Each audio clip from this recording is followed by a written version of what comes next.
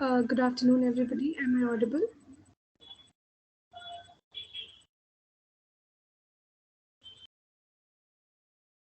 I can hear you. Thank you. Good afternoon, everybody. Good afternoon, ma'am. I am Riddhi Ranjan. I am member of CCADR and I shall be the moderator for this session. We will be starting in just 2 minutes. I think a couple of people are joining right now.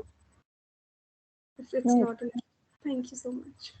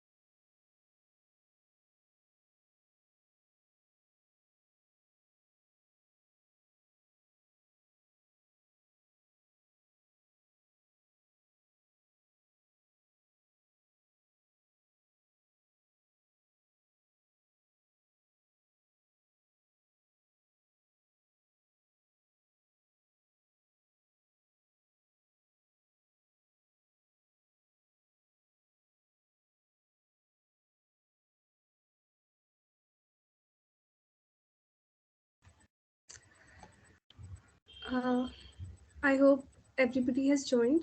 So we will be beginning with this session. A very good afternoon to everybody who has joined today. As I already introduced myself, I am Riddhi Ranjan, member CCADR, and I shall be moderating this session today. Today our guest lecture is on the topic of the nuances of neutrality, exploring the mediator mindset. And with us we have Ms. Karishma. We are extremely delighted, ma'am, to have you on board. Thank you so much for coming here.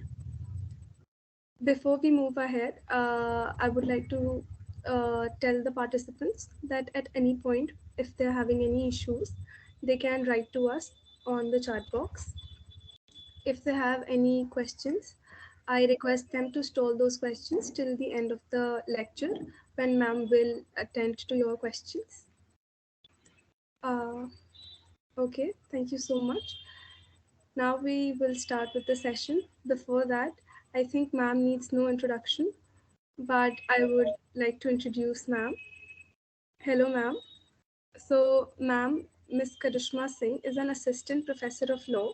She is also a passionate researcher and an internationally qualified mediator. Her main area of research is matrimonial mediation, and her work has been published in journals of repute and books edited by senior professors and reputed publishers. She is also on the editorial advisory boards of international academic publishing houses like Cambridge Scholars Publishing. As a believer in lifelong learning, she is currently exploring the sphere of conflict processes and interventions from the transformative framework through involvement with FACE Labs conducted by renowned mediator Carol Bloom and membership at the Institute for the Study of Conflict Transformation. As an avid believer in mediation, she is also a member of professional bodies involved with the promotion of dispute resolution in India, like Mediate Guru and ADR Bar. She has been invited as a judge expert assessor in reputed mediation competitions like organized by Bucyrus Law School, Hamburg, Germany, Lex Infinitum International Dispute Resolution Competition organized by VM Salgaonkar College of Law, Goa. We welcome you, ma'am. Uh, if we are okay, we shall start with the guest lecture. Thank you so much, ma'am.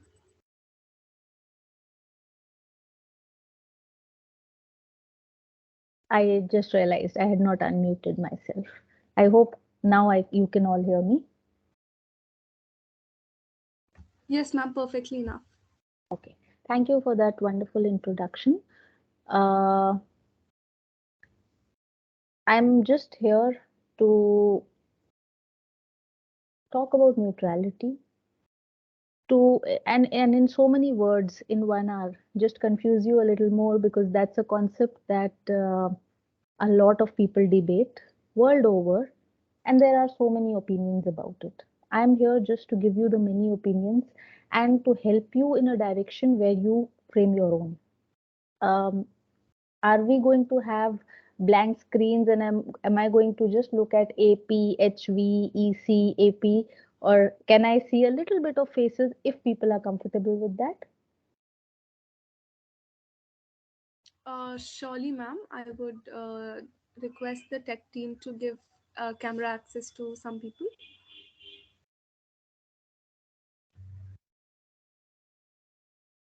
Okay, in the meantime, I'm sharing my presentation.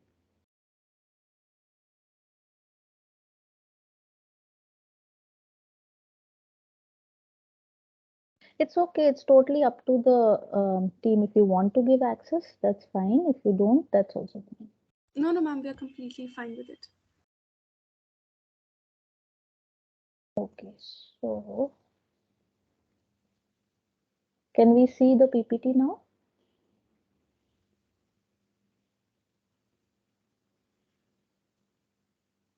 Yes, ma'am, the PPT is perfectly visible. Okay. So we'll be talking about the nuances of neutrality, and while we are talking about the nuances of neutrality, while we are exploring what this word neutrality actually means, we'll try to understand what a mediator's mindset is when he is actively mediating a conflict and trying to, in all possible ways, be neutral and appear to be neutral. That's what we are trying to do today. So we'll try to understand what neutrality really means and what does it look like. Two things that we are looking at. Uh, my slides, I hope they are moving, right? I have Yes, switched. ma'am, they are. Okay. So briefly, these are the three cornerstones that we'll be going through. The first one obviously being neutrality, wherein we'll be discussing what neutrality actually is. Now, why we'll be discussing that is because there is a very big gap. If you look at a dictionary definition of what neutrality is, versus if you ask a mediation practitioner what neutrality is, you will get a um, very different definition. So what I'm talking about is we'll try to understand what neutrality is, but rather than going into definitions, we'll try to explore it from the perspective of a mediator. What does being neutral mean to a mediator in a mediation setting? The second thing that we'll be doing is we'll be exploring why or why not is the concept of neutrality. I mean, is it important? Is it not important? We'll try to go into that. Thirdly, we'll go into um, whether the word has synonyms. Now, why do I say that? Um, I don't know whether you are or you aren't aware that we have a mediation training manual. That manual, now we also have a bill coming up, a law coming up, but we have had a mediation training manual since a number of years. If you look at that manual uses the word neutrality in 20 odd places. And in quite a lot of those places, it uses the word neutrality along with other words, words like impartiality. So we'll try to explore whether neutrality means the same thing as impartiality or does it not, etc. Uh, does the word have multiple connotations, meaning can it mean different things for different people, or is it a watertight compartment that we have to understand it only in a certain way? Is it about outcome or is it about process? If you hear a lot of mediators, they'll say, uh, you know, mediation training manual, a lot of acts, a lot of theory will tell you mediators are supposed to be neutral. You talk to a mediator, And he'll say that I am neutral about the outcomes only. And that's where we'll try to explore what does it mean when he says, or when a certain amount of mediators say um, that I am neutral about outcomes only, or I'm rather more neutral towards outcomes than towards process. And lastly, because we are talking about so much about neutrality, does it have subtypes? Can we divide it into certain categories? So what are the kinds of neutrality? While we are doing this, we'll move on to, while we are exploring these aspects, we'll try to also simultaneously understand what's going on in the mind of that mediator, what are the dilemmas that are going on in his mind, how does he live up to an expectation where he's expected to be neutral but also build trust, where he's expected to be neutral, however, also guide a structured process where there is a power imbalance. How is he supposed to survive in a legal framework which, or any legal framework in the world which talks about justice and fairness, and still be neutral in various situations where there might be something which may appear to be unfair? What does he do? And through that, through these dilemmas, we'll explore what is it that we expect, or what is it that a mediator has probably inbuilt and inculcated through training that makes him a fit to be a mediator. That's what we're going to do. Now, first things first, there is a, I want you to think about this. What is the opposite of the word neutral to you? Can you type that for me or speak it up? What is the opposite of the word neutral to you?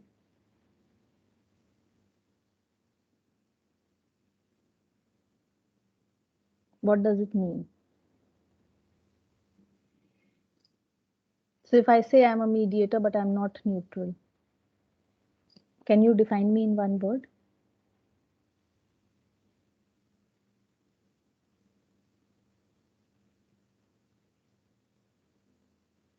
Okay, I see biased, opinionated, prejudiced, biased, judgmental, biased. Okay, we have paucity of time, so okay, I'm partial, I'm biased. Fine. I won't be reading more responses. I got the whiff of what we're talking about.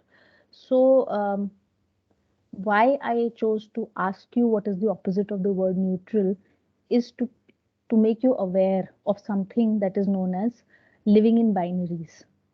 And that's why we have a separate process called mediation being taught in law schools, um, against a legal framework which has always talked about binaries. What are binaries? Binaries are looking at the world in black and white.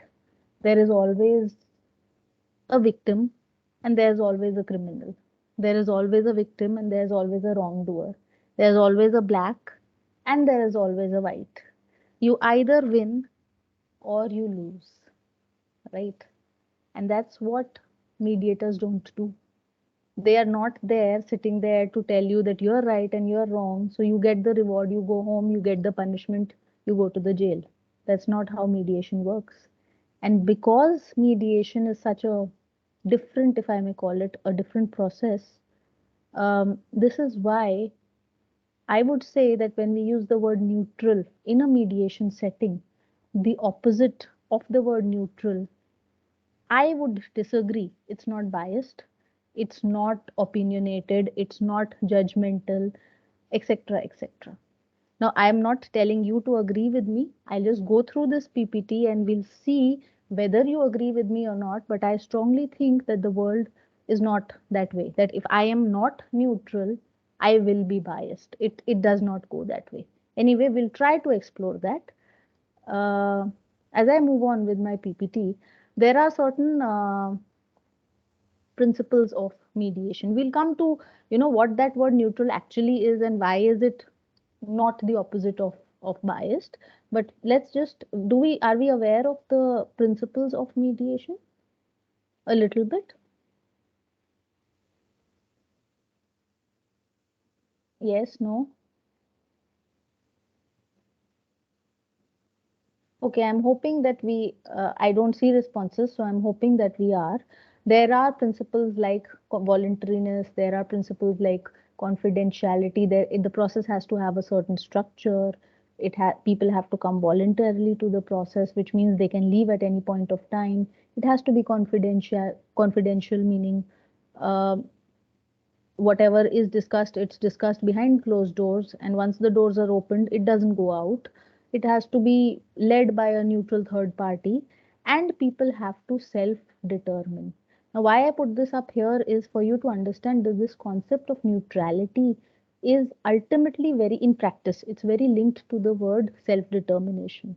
When you're talking about neutrality, you need to understand that the reason why a mediator is supposed to be neutral is so that in a mediation, these participants, I don't call them parties, these participants are able to self determine what is best for them.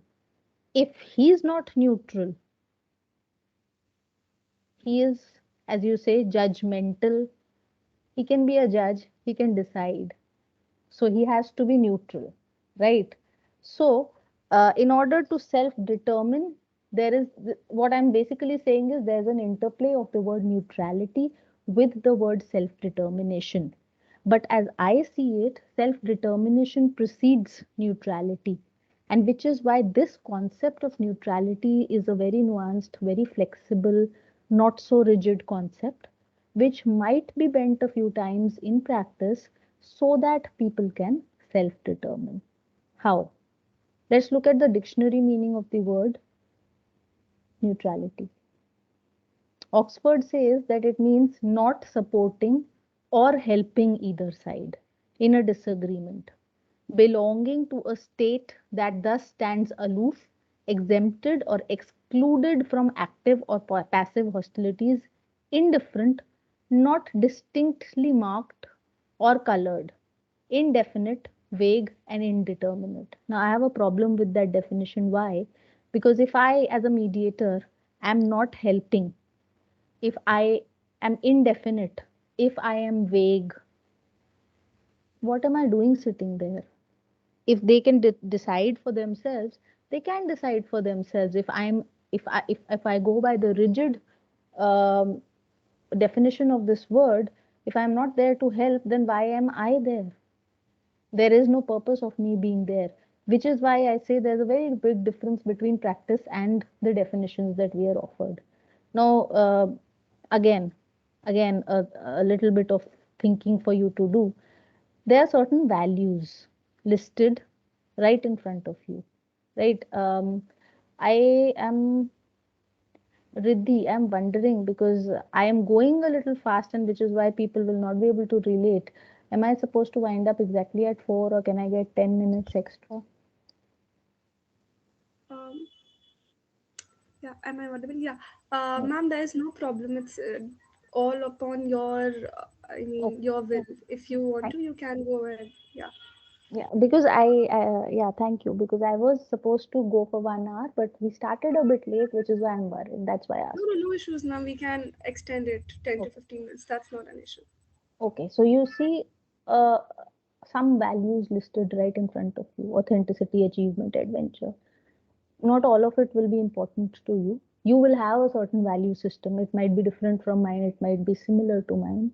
What are your top three values? You don't need to type them out. You need to just think them in your head. Just take 1 minute, think, look at the screen and think what are your most important values. So let's say if you are in a conflict with XYZ, what is it that's most important for you to achieve in any conflict, or even in life? What is your most important value? Take that 1 minute, decide.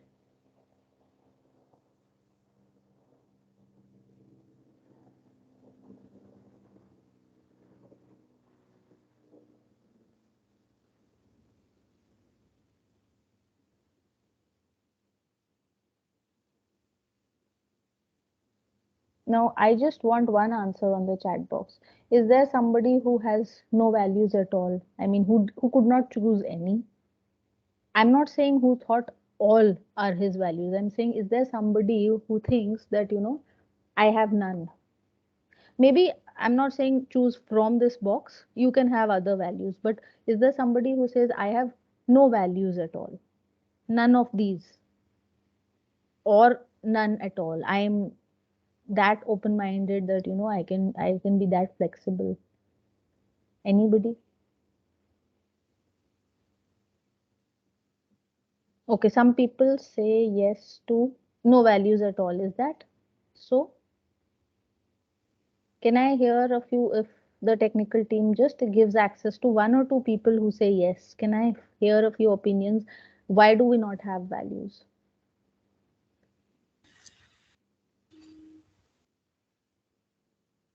I'm so Yes, ma'am. sorry, I'll be very No, bothersome. I have no, not at interactive all, ma'am. Not sections. at all.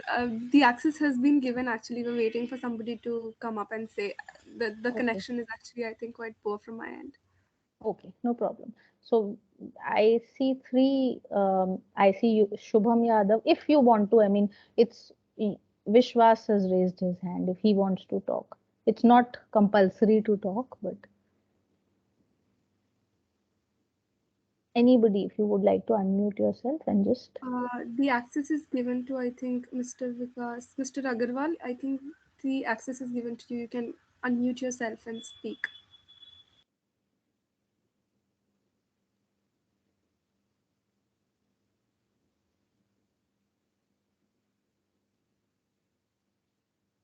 Ma'am, we have response in the chat box. Ms. Kumkum Bharti is saying yes. Yes, but I don't know why she's saying yes. Anyway, fine. Um, let's let it be at this point. But okay, those of you who say that you have no values at all, I don't say that you're right, you're wrong, but I want you to just pause, because if what you're saying is what you're saying, you are the perfect definition of the word neutral. If you really don't have any value, anything that you look at, any perspective of looking at life, if you're not looking at, as maybe justice as the ultimate end of anything that you do, joy as the ultimate end, etc., etc., compassion, fairness, any of these words, then you're truly neutral. But if you're on the other side, right, that is why I wanted to hear why, but anyway, but if you are on the other side and you have any of these values, even one, if you think that there is something that's important to you from amongst these words, then that means you can never be a mediator, because going by the definition, you have an opinion. If I just quickly scroll back to that definition, yeah, here. So you are not indefinite, you are not vague, you are in a way, you have a very strong opinion about yourself, right? And which is why what I'm bringing you to is that you need to understand one thing, that most of us, leaving aside those of us who said that we don't have any of these we don't agree to any of these words, apart from those people, um, you have a certain value system, and in the same way there will be others who will have, those people who are sitting in front of you. If let's say you are a mediator tomorrow, there'll be people sitting in front of you and they may have a very different value set. So maybe for you self respect is very important, for XYZ sitting in front of you, self respect isn't as important as openness. He is happier for the other party to tell him, call him words, that's okay, because he doesn't have that high a value for self respect, but he appreciates him being open. There can be, you sitting as a mediator will have a value for self respect, so you'll say, no, no, no, no, no, you cannot talk like that, that defames the other person's self respect. I'm just giving you an example, may not fit in every situation, you might have find a lot of problems, I'm just giving you an example. A lot of times the most important, the most pertinent problem mediators face in training is or in practice is that whatever are their top three values, they will be questioned time and again in a mediation setting, and they will be expected to be neutral. I'm not reading the comments, but I see that there are comments coming up. I'll read them towards the end and I'll come to that discussion now. A lot of times, what will happen is that there will be a clash of value systems, and which is why I say neutrality is a very, so if you are expected to be neutral in the dictionary definition terms, you are expected not to have values at all. But if you are expected to be neutral in a realistic, non dictionary sense, then you can have values. What you need to have is an awareness about those values and an awareness that others can also have their own values which are different from your value system. And that's the first time I'm defining neutrality for you in a different way from which it is usually defined, very rigid. I'm not saying it's written this way in any training manual or any bare act, but this is how a lot of dictionaries of English language define the word neutrality. And a lot of acts and training manuals are silent about the definition of this word, which is why I'm turning towards a dictionary to understand the word neutral. So, what I'm saying here is if you are aware of the fact that you have a value system, the other has a value system, and it might be different, you can actually be neutral in this situation. How we'll come to that, but that's how you can be neutral in this situation. What essentially mediation talks about is a certain sense of respect for the other individual. A lot of you will have a problem with what I say next, but pardon me for saying it, but I'll still say it. Um, a lot of mediators see the justice, the adversarial process, as something that disinvests an individual from respect. How? Um, People who are very hardcore believers of only and only mediation as being a true process. I'm not one of them. I believe in both systems, and I believe that there are certain cases that can only go to a courtroom. There are certain cases that can go to a mediator room.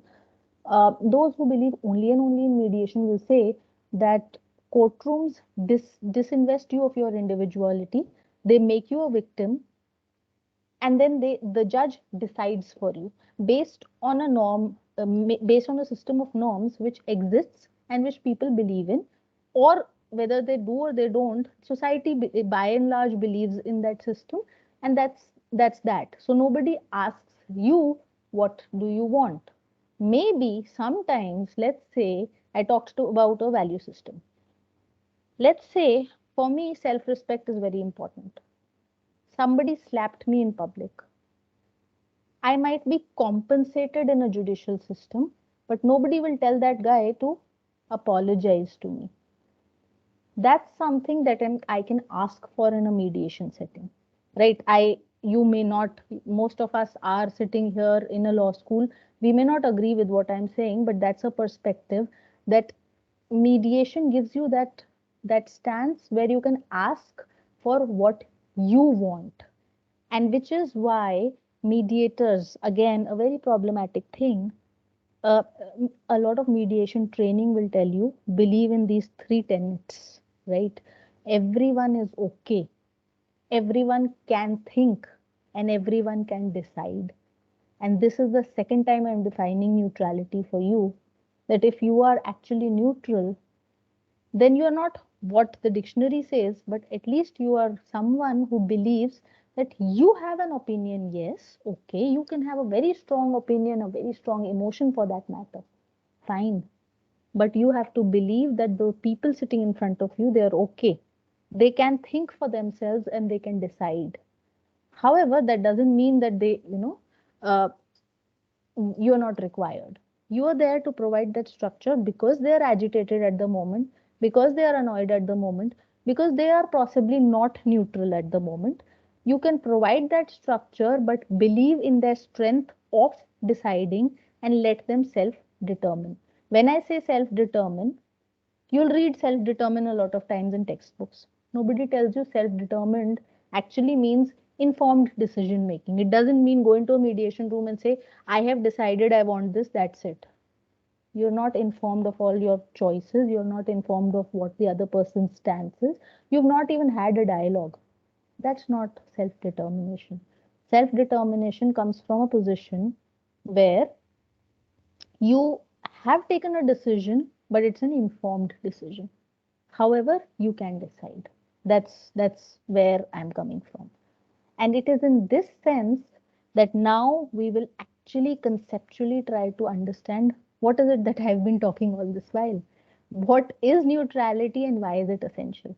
First and foremost, when we came up with the concept of neutrality as a part of mediation, if you read a lot of history about mediation, you'll realize that mediation was an alternative dispute resolution mechanism. It was an alternative to the courts. Somebody wanted uh, an alternative to exist, however, to exist within the legal framework, which is why we had to use neutrality as a word very well used in the legal system, also the adversarial system. Also, the adversarial system says that the judge decides neutrally, impartially. He doesn't take sides, he takes the side of what is right and wrong. It's a rights based approach. However, he is neutral. He should not have a stake in the matter. That's what you've read. So when we use the word neutrality in mediation, we are in a sense borrowing from that adversarial process for people to believe in the legitimacy of the process. And in a large sense, we are talking about neutrality in the sense of objectivity, if you understand what I am saying. So when we use the word neutrality in mediation, I'm just giving you a synonym to ponder about. It has got a lot to do with objectivity rather than having no opinions at all. In a mediation setup, a neutrality, theoretically, actually, almost always it has to be factual. What is factual neutrality? Factual neutrality is, you are not the brother or sister of the participants or the parties sitting in front of you. You do not have anything to gain out of whatever compensation will be handed out, whatever whoever will benefit from. So you're factually neutral. You do not have stakes in the outcome of the process. That is factual neutrality. Basically, absence of conflict of interest. Lot of theoretically, you shouldn't have you should have factual neutrality and absolutely no conflict of interest. However, you will meet mediators who will say that I had conflict of interest, and because it's a flexible process, that's where I'm saying, theory is very different from practice.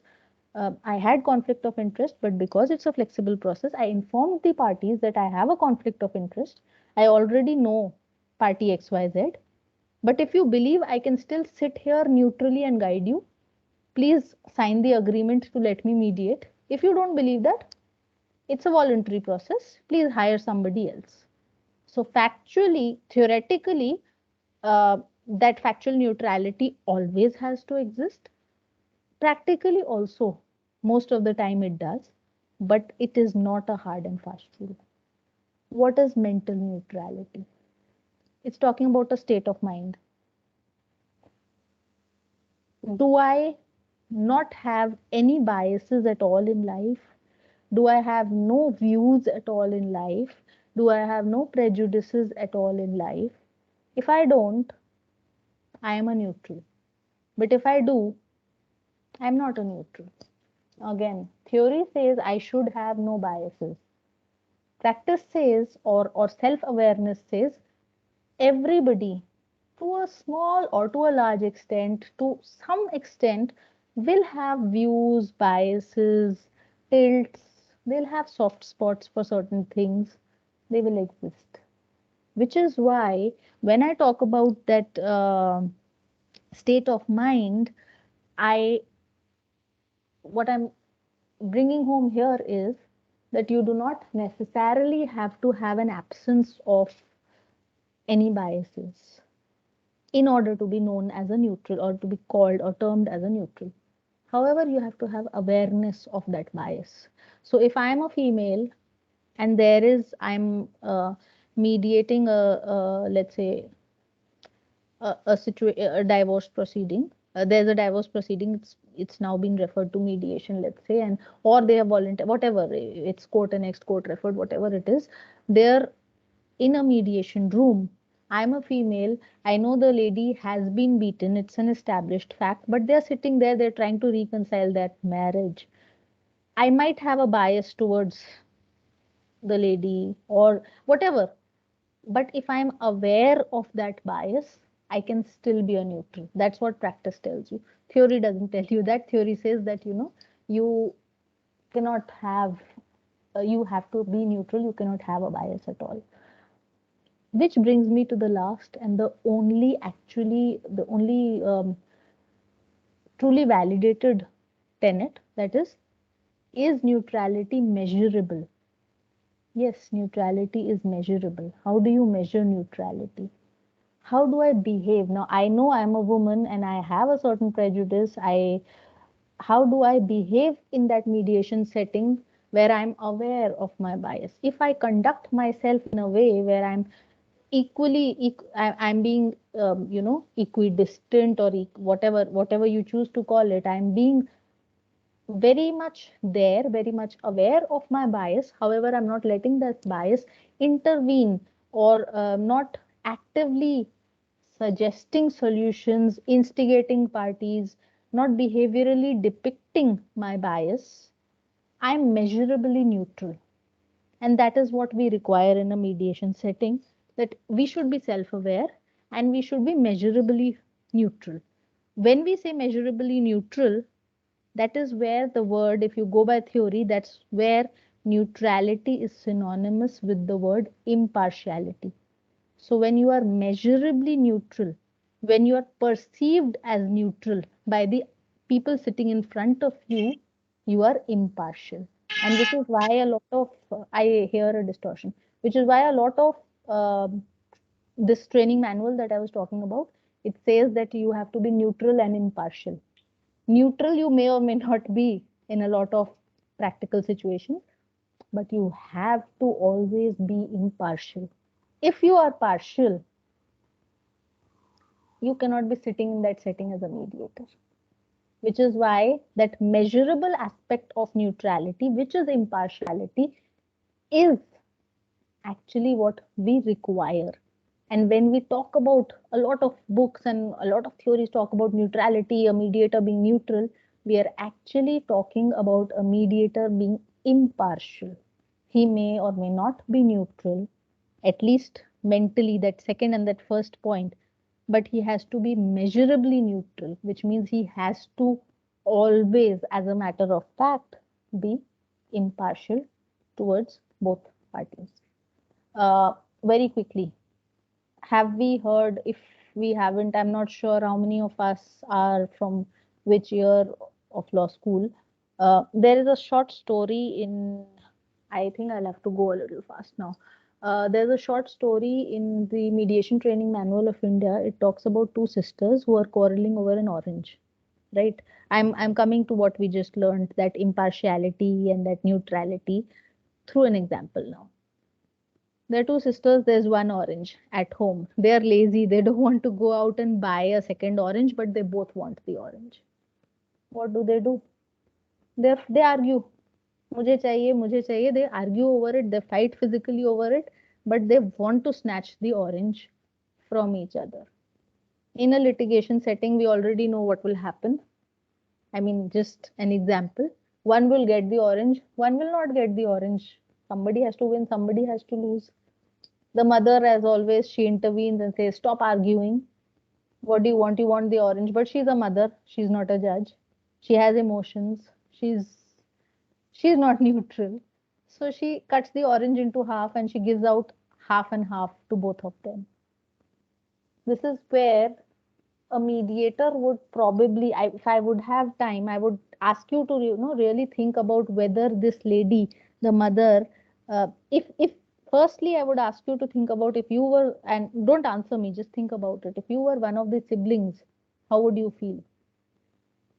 I think you wouldn't be satisfied with the half orange because you're always thinking, I could have got the full orange, right? So you want the full orange, you won't be satisfied. You'll be, for the time being, it's okay, you can make do with it, but you won't be satisfied. Um, and I would also want you to, maybe you have a different view. I don't have the time, which is why I'm not asking you. Also think about, whether the mother was neutral. There came along a grandmother actually. The mother wasn't neutral. The grandmother asked, and this is the third time I'm defining neutrality, that neutrality is not about deciding at all, which is why it's not adversarial and there's no judge in it.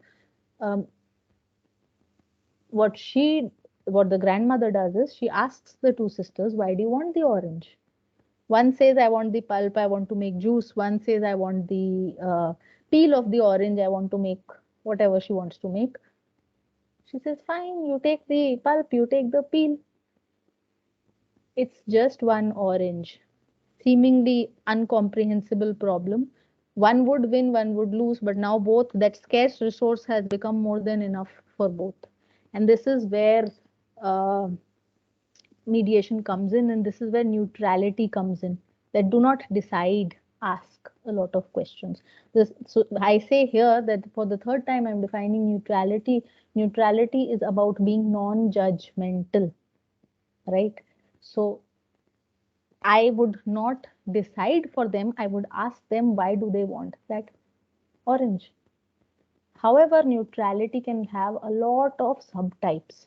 There can be, I'll skip a few because of paucity of time. It can be structural, it can be behavioral. We've already talked about behavioral neutrality, that, I'm depicting from my behavior that I'm neutral. I may have something going on here, but I'm even handed towards. I may emotional neutrality is very difficult to achieve. I cannot, mostly cannot be emotionally neutral in a mediation setting. I will have my emotions going through my head. If I am a mother and there is a child custody dispute, I will also have certain emotions. However, I will not, I'll be aware of them, not let them impact.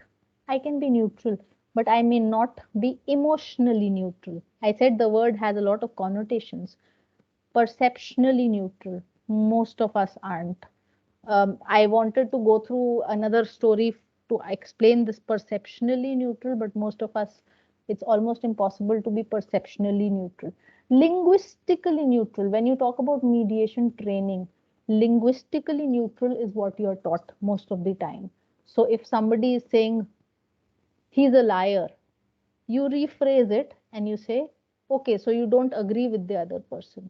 So being linguistically neutral is oftentimes the easiest to train, easiest to understand, easiest to achieve. Emotionally and perceptionally neutral, there is a slight bit of problem. Behaviorally neutral, you are expected to be. So behaviorally and linguistically is what most training is about. However, neutrality has so many aspects, and so you can be neutral in certain senses and may not be neutral in certain senses. And that brings me, in India, we don't still, we don't talk about criminal cases being mediated yet in that sense. There are countries where we do.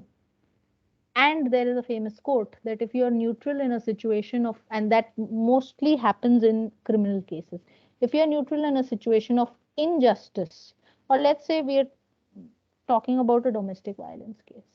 If you are neutral in a situation of injustice, you have chosen the side of the oppressor.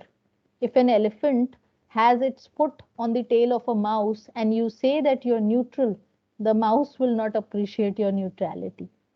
What I'm saying here is a lot of times in a mediation setting, you'll see something known as a power imbalance. And what a participant at that point of time, either he's not aware of the power imbalance, or if he is, he's not expecting you to be neutral. He's expecting you to help him. And that's where your dilemma comes in. Remember, in the second slide, we talked about cornerstones. That's your dilemma. That what if there is a situation of power imbalance? There is, let's say, a domestic violence case, and the husband is, still showing eyes to the wife like this, sitting there. There is a power imbalance. You're neutral. Should you sit passively? You know this guy is threatening violence. Should you sit passively? That's a dilemma, because you've been taught neutrality. What is neutrality then? How is it different from, of course it's not fair enough for you to sit passively. What should you do in this situation? I'll not read the definition, but you have a gist about what power imbalance is. So there is a power imbalance. Power imbalance can be in a very, it can be in varied ways. Lot of times, lot of theories tell you that, uh, based on decision making also, women and men are very differently aligned in decision making. Women have a relational sense of deciding. So she'll be happier if she can get to retain the relationship. He'll be happier if, there are theories that talk, psychological theories that talk about that. So there will almost always be power imbalance. I'm not saying it will be in some cases. Actually speaking, there will almost always be power imbalance. And I'm not saying that you have to intervene always. You have to be neutral. That is the ground rule. But there will be situations where there is power imbalance, will always be there. Somebody will exercise power. That will also always, especially in personal disputes. I'm not talking about more so in, monetary, other kinds of disputes, but especially in disputes of matrimonial disputes. But once a person starts abusing his power, that's where you can actually subtly come in and very subtly, uh, just to give you an example, not my personal experience, a mediator, um, she notices that the wife is not able to, communicate what she wants in the same way as the husband. He is saying, I want this, I want that, I want this out of you. The wife is sitting quietly, not able to communicate as well. The mediator can sense that power imbalance, that she is, if you read on your right, she is, you see the word communication. That's where her power, that's where the power is disbalanced. He is good at communicating what he wants.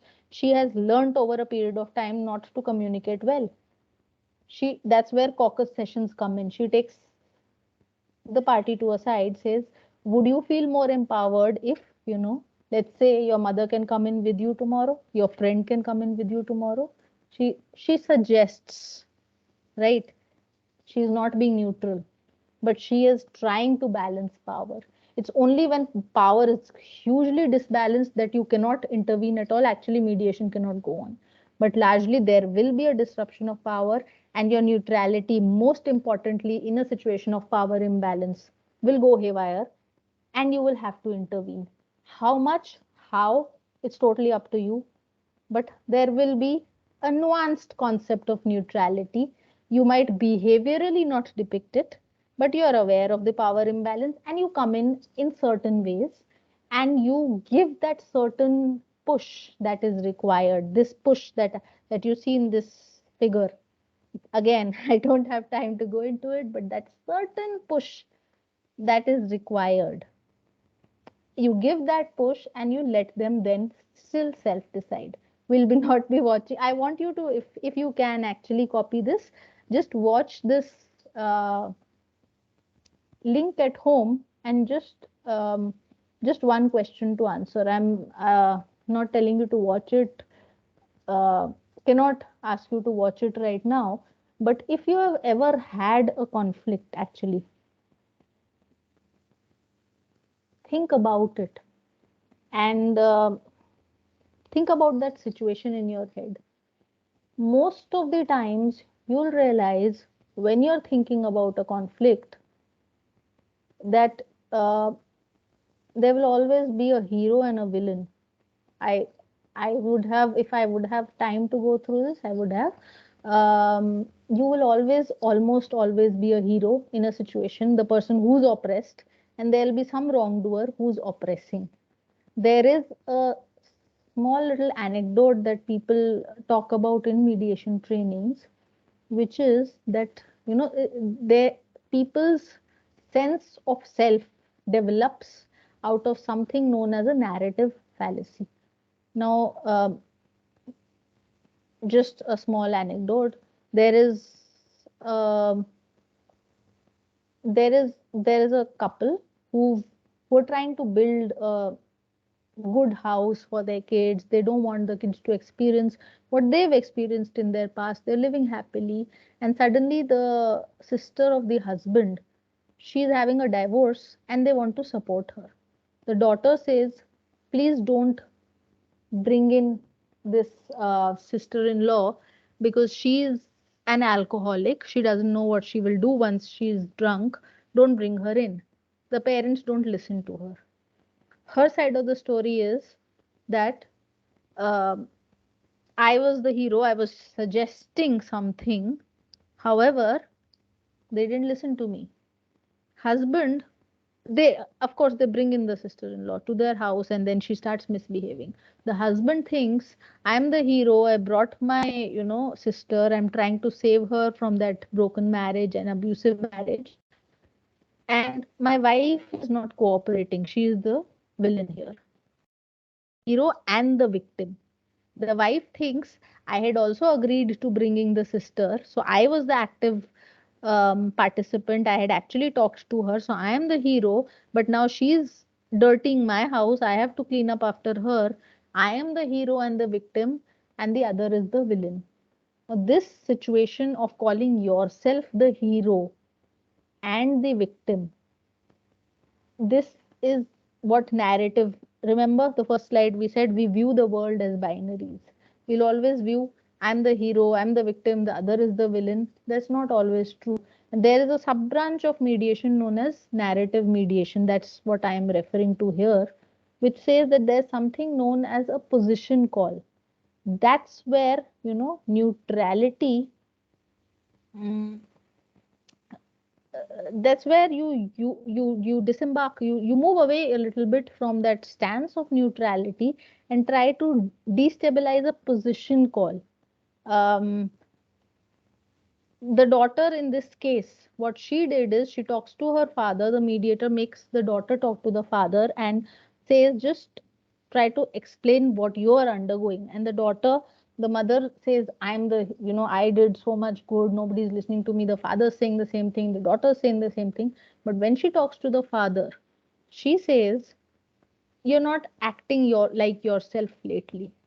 And that's that thin line where, um, they are able to move away from a position call when the daughter. And that's where, you have to be very very attentive as a mediator. This is where she said, you're not being yourself, which implies you're not a bad guy. You are a good guy, you're not being yourself.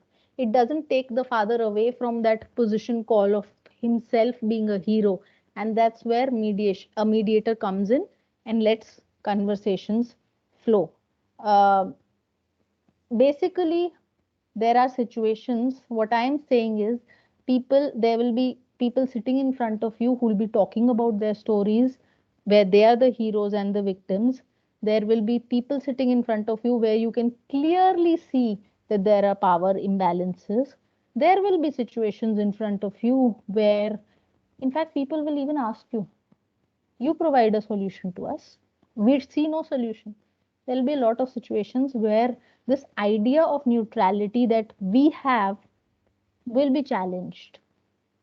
And nowhere, nobody tells you that neutrality is equal to being passive. You should not be passive. Most of the definitions, the three definitions that we went through, are talking about neutrality as a sense of self awareness, not as a sense of absence of self.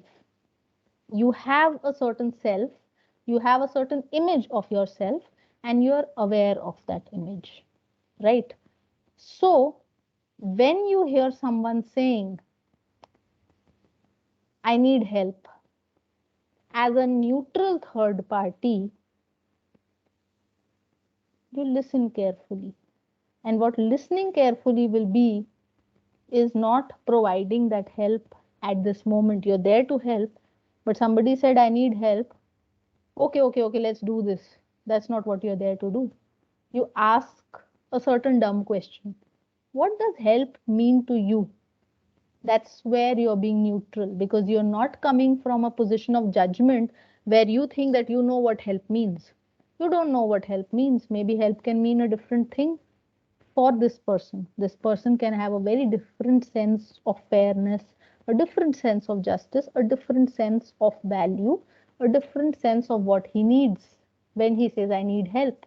So, as a neutral mediator, one of the most important principles of neutrality is listening intently, being curious, and asking questions. Sometimes they may seem very dumb to people sitting in front of you. Somebody is saying, I need help, and you're asking that person, what does help mean to you? He'll say, if you don't know that much, how are you qualified enough to be a mediator? He might say that to your face because he's angry. But you need to be, that open to questions, that neutral, that you don't know what help means, you don't know what the man requires, ask him. And which is why uh, I say that mediation is solution driven. We are trying to settle something here, but it focuses on the process. The whole idea behind mediation is and always was that you have to open that channel of communication. You don't decide for them, you let them decide, and you open that channel so that this dispute doesn't arise in other forms tomorrow. Which is why, we in India, we are at a very nascent stage. It's just developing. The bill is coming now. There are countries which have had the bill for a long time. There are countries practicing this process for a long time. And that's where, when I say practice, I don't have a universal definition. When we are in baby stages, we use that concept very rigidly. We say neutrality is a rigid concept because we are trying to establish a process which is an alternate to the court system, which has the same kind of validity as a court system. Which is why even today, a lot of websites, you log into those websites, they'll give you statistics of the settlement rates. This many cases have been settled. However, in a sense, mediation is not looking at the settlement that's happening. It's looking at the process neutrality, building communication, people reaching agreement eventually if they decide to so do. Mediation is solution driven, but it focuses on the process, which is why you may or may not be neutral in the process. There might be situations because you're focusing on establishing a process that opens a channel of communication, you might actually move away a little bit from a rigid definition of neutrality and help people communicate, self determine, and take informed decisions. Which is why I said, you intervene when you can intervene in a subtle way and take the wife aside and say, if you're not feeling comfortable, call somebody in, sit, who will make you feel confident enough to talk. You have, it's not that you have not been neutral and you're being biased towards the wife. It's just that you can see that she's not in a equal level of power, and which is why you are intervening. So neutrality can waver.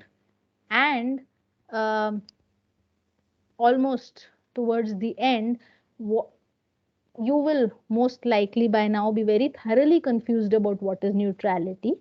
So, mostly I get asked this question, what if a party, because a large body of literature in India says neutrality is very close to uh, panchayat system. That's a separate debate for a separate lecture. But what if parties ask you, because we are attuned to a process where we say, please help us with a solution. You are here in a position of authority. What should we do? The rigid definition of neutrality will tell you,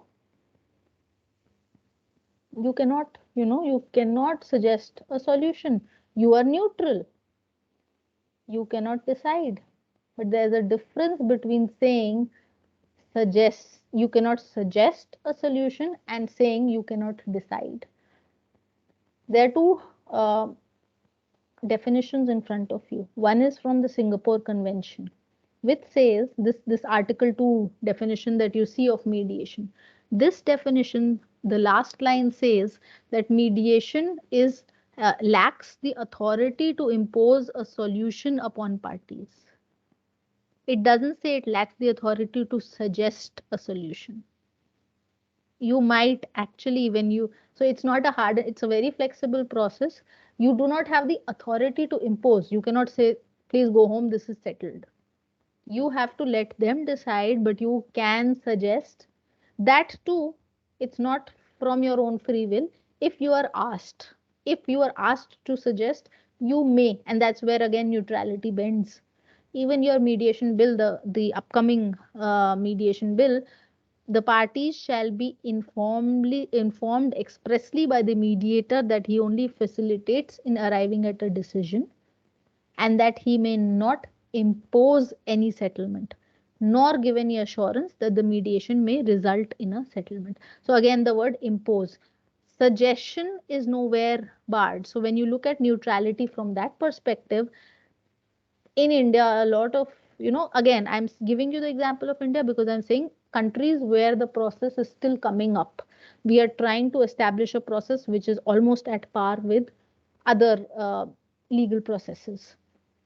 You will see people suggesting solutions, deviating from neutrality, but they say we are being neutral. We are not imposing the solution. We are being neutral about the outcome. We are just being flexible with the process. And which is why, in order to develop that mindset where you can balance this whole idea of neutrality, this very confusing idea where I said, neutrality doesn't exist in a theoretical form. It's only behaviorally that you depict it. It's only it's bendable, etc. In this confusing state, when you are sitting as a mediator, you almost always have to be very mindful, very present. uh, Again, a lot of aspects to go into, but you have to learn by asking. What we just said, that I need help, what does help mean to you? But let them self determine. So you have to be actually that neutral, that you do not have a rigid definition of the word neutrality also. And that is true neutrality, that you're very neutral. You do not have, either you do not have preconceived notions, or if you do, you are able to be aware of them, set them aside for the time being, and you're open to new ideas. And which is where I say I add to that definition of neutrality, that what is a mediator, what's the mediator mindset. If you are truly a neutral, you can actually be dumb because the world will perceive you as dumb when you say what does help mean to you. You can be dumb. You can actually be silent. There will be a lot of times where participants will sit in front of you and they'll just be quiet because they're angry. Don't try to fill the silence. You're neutral. Be neutral. Let them decide. Be neutral. Don't try to decide for them that, the silence is uncomfortable, might be uncomfortable for party X. Be neutral. So, in order to be in that mediator mindset of neutrality, you can actually be dumb and silent also. The whole idea is that you have to facilitate by following, not by leading. You're not a leader, right? However, if you've ever read this quotation, follow me, the wise man said, and he walked behind. He's guiding, but he's walking behind. He's not a leader. A lot of times, I'm ending this by saying, if you want to actually understand neutrality in its sense, a lot of times, maybe tomorrow, if you're mediators, you'll come out of a mediation room where there has been a settlement. People are delighted with that settlement. Party X and Y both are very happy with what they have decided, and they turn to you and they say, we could have done this by ourselves. Why are you even here? The day you hear that, please believe me, that is the day where you have actually achieved true neutrality, because you have actually made them believe that they could have done it by themselves, and they have self determined, and you have bent neutrality in a large number of instances, but not, you've done it so subtly that they have decided. And that's where I conclude, and I'm open to questions.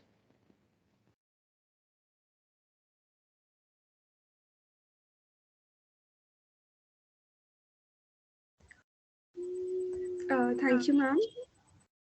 Am I audible clearly? Yes, you are. Okay, participants, if you have any questions, I request you all to drop these questions in the chat box.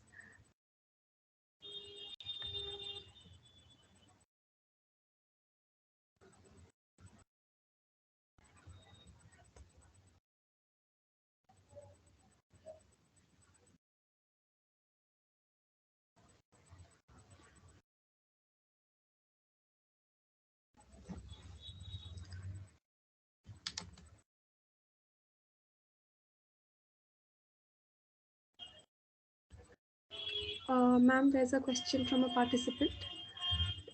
Ritika asks, how values help in mediation? Are they important? How values in mediation help, is it important? I think she means something else, if I'm not wrong. I think what she's asking is, does the word value fit into the process of mediation? Because she sees the word value, probably, I may be wrong, as sanskar, if I'm not wrong. Is it, Ritika?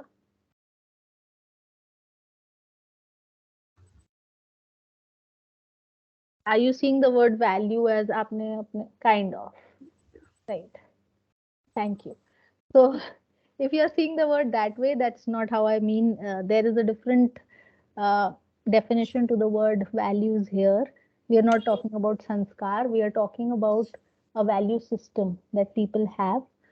There is, or in other words, you might have heard of ये मेरे principles हैं. You can see, you can look at it in those terms probably. Thank you, ma'am. We have another question. Himanshi asks, what to do if you know that one of the party requires help but they don't know how to ask for it? So, should we initiate it to them? What to do if you know that one of the parties requires help? To know that one of the party requires help can have two meanings. Either you are being judgmental or you're being curious. If you're being curious, you ask the party, do you need help? It's all right to be dumb, to ask questions. I said that there's no harm in doing that. So if you feel, if you are not being judgmental, but if you truly feel that you should ask, you can ask. You can be nuanced about the phrase that you use. You may not say, do you need help? But you can phrase it in another way. Do you need, would you like to have a break? Would you like to go for a caucus? Would you like to tell me something else? Phrase it in another way. Ask. Okay, Abhirupa. I hope Himanshi's question is answered. Abhirupa says, can we engage in this sector? How can we engage in this sector? You can engage in a lot of ways. You can train as a mediator. There are trainings available. You can intern with mediators and observe mediations first and then train as a mediator. However, people usually go the other route. They train first and then they intern. You can participate in mediation competitions. Don't do anything, participate, see if you can mediate. If you like it, go and take a training. There are a lot of ways.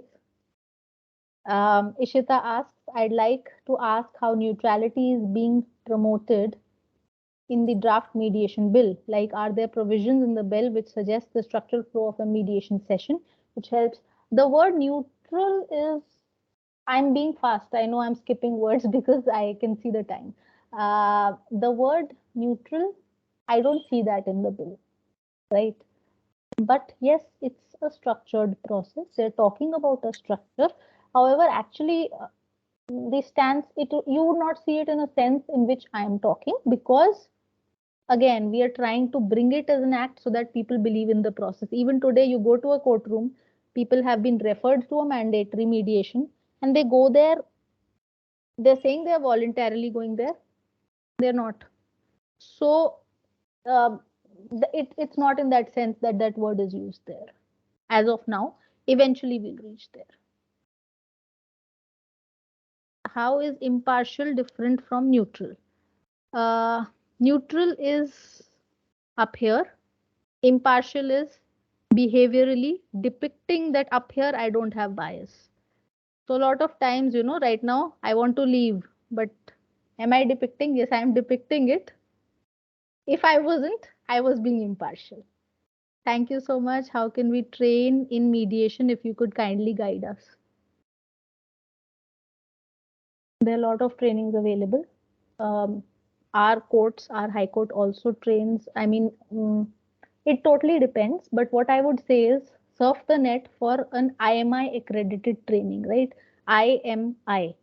Whatever training has an accreditation from IMI, that's the gold standard for mediation training. Take that training, whether it's online, whether it's offline. IMI accreditation. If you are ultimately IMI qualified, at an international level, you will do good. I think that's that.